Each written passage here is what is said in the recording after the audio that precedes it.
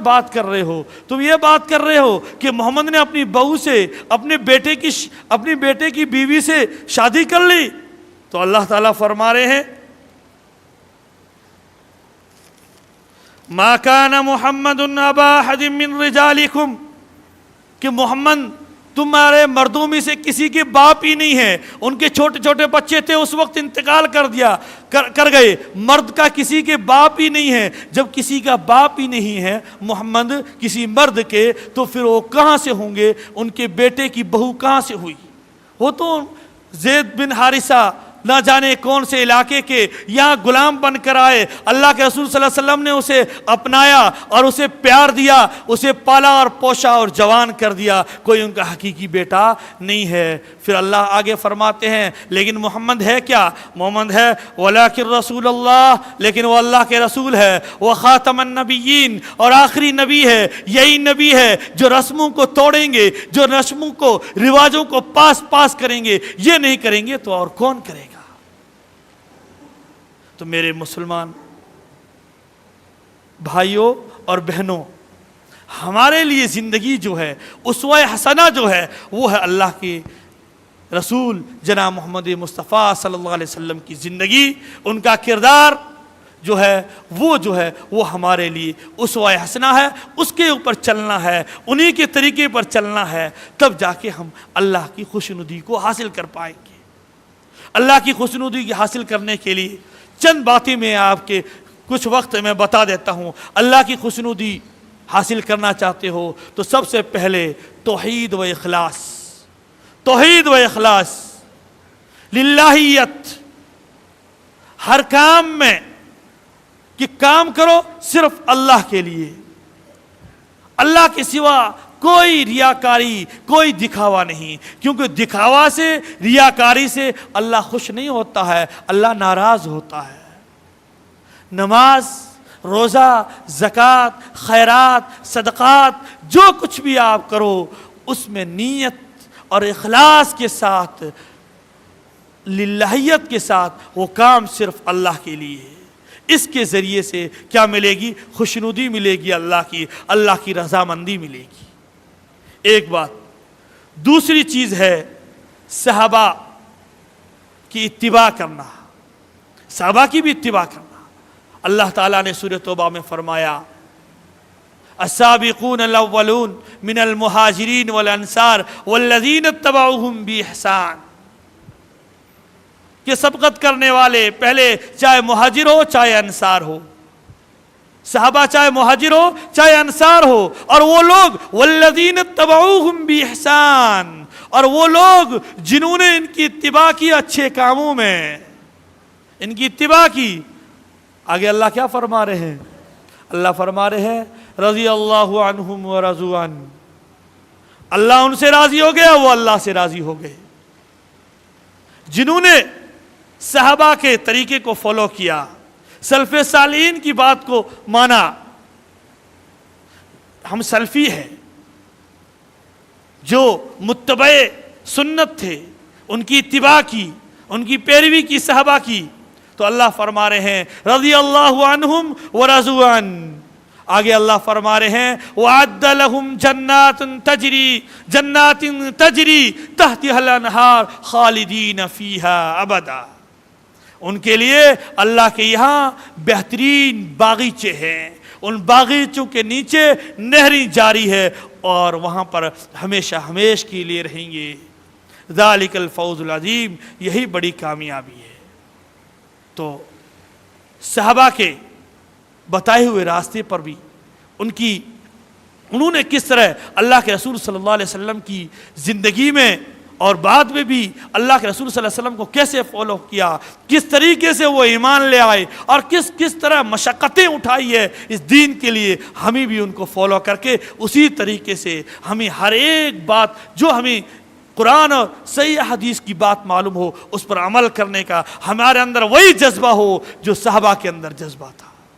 جو صحابہ کے اندر جذبہ تھا وہی ہمارے اندر جذبہ ہونا چاہیے. تو اللہ تعالیٰ کی خوشنودی، اللہ کی رضامندی حاصل ہو جائے گی. تیسری بات ہے سچا اور صدق، سچائی.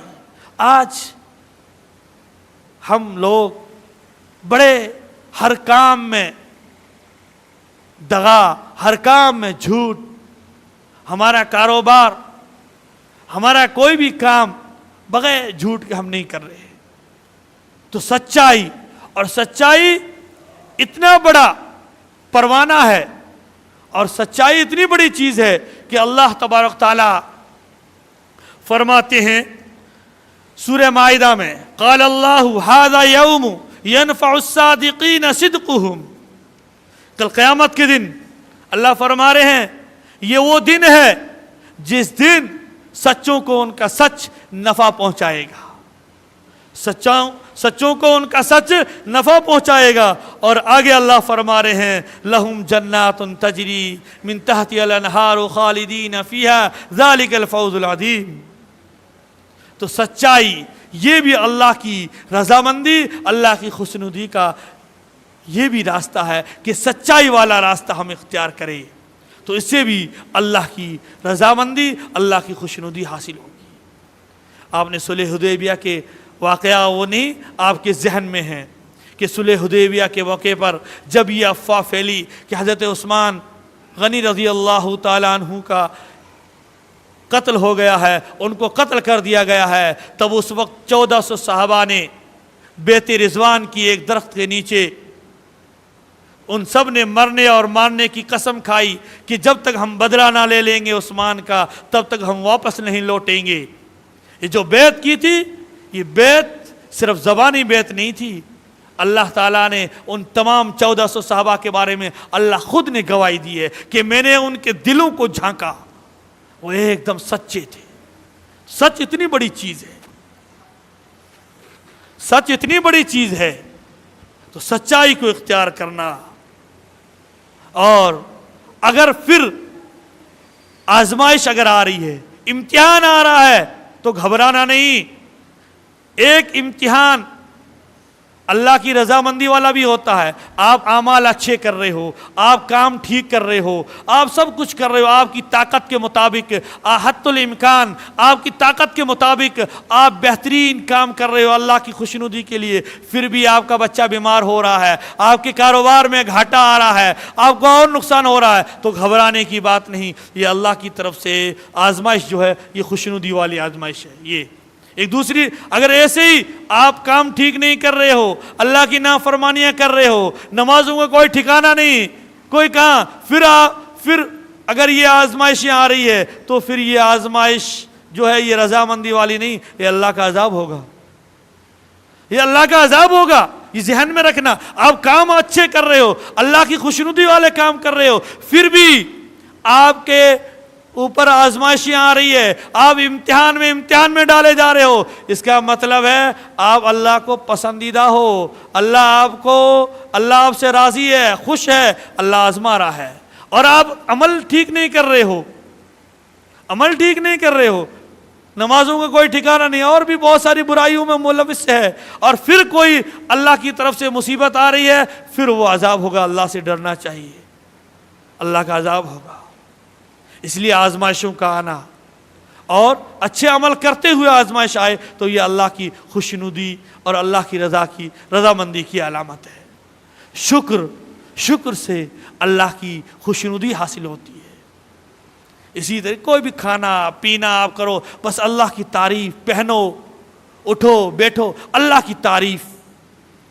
تو یہ اس میں کیا ہے کہ یہ بھی اللہ کی رضامندی اور خوشنودی حاصل ہونے کا ایک ذریعہ ہے. اسی طریقے سے تسبیح، اللہ تعالیٰ نے فرمایا اے نبی آپ اٹھتے بیٹھتے صبح شام میرا ذکر کیجئے، میری تسبیح بیان کیجئے، اس سے اللہ کی رضامندی، اللہ کی خوشنودی حاصل ہوگی. اللہ تعالیٰ ہم تمام کو اپنی توفیق سے ہم تمام کو رضامندی والی اور اپنی خوشنودی والے عمل کرنے کی توفیق عطا فرمائے. اللہ تعالیٰ ہم سب کی حفاظت فرمائے نافرمانے والے کاموں سے، اللہ کی ناراضگی والے کاموں سے. اللہ تعالیٰ ہم سب کی اور پوری امت مسلمہ کی حفاظت فرمائے. جو مسلمان بھائی بیمار ہے اللہ تعالیٰ ان کو شفائے کاملہ دائمہ عاجلہ نصیب فرمائے. جو پریشان حال ہے اللہ تعالیٰ ان کی پریشانی کو دور فرمائے. جو روزی روٹی کے مسئلے میں پریشان حال ہے اللہ تعالیٰ ان کی غیبانہ ان کی مدد فرمائے. اور جو مسلمان بھائی ہاسپٹل میں بھرتی ہے، بڑے پریشان ہے، اللہ ان کی پریشانی کو دور فرمائے۔ وما علینا الا البلاغ۔